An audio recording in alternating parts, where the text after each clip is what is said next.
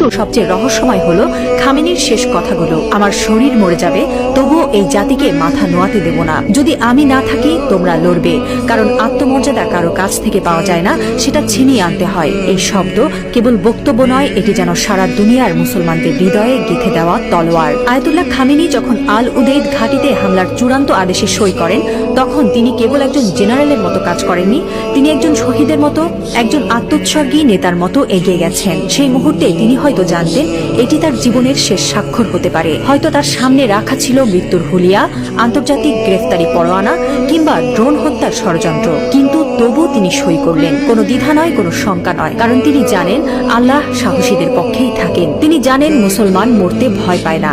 যারা আল্লাহর পক্ষে থাকেন তারা জানে মৃত্যু মানেই পরাজয় নয়, বরং আত্মত্যাগী বিজয়ের শুরু। এই একজন মানুষ এখন আর কেবল ইরানের নেতা নন, তিনি হয়ে উঠছেন সারা বিশ্বের মুসলিম উম্মার প্রতীক। একজন বিশ্বাসী, একজন অটল মুজাহিদ, একজন সাহসী পিতার মতো তিনি বলছেন, আমি থাকি বা না থাকি তোমরা লড়বে। হ্যাঁ মুসলিম উম্মাহ, তোমরা মাথা নিচু করো না। লা ইলাহা ইল্লাল্লাহ, আল্লাহ ছাড়া আর কোনো ইলাহ নেই।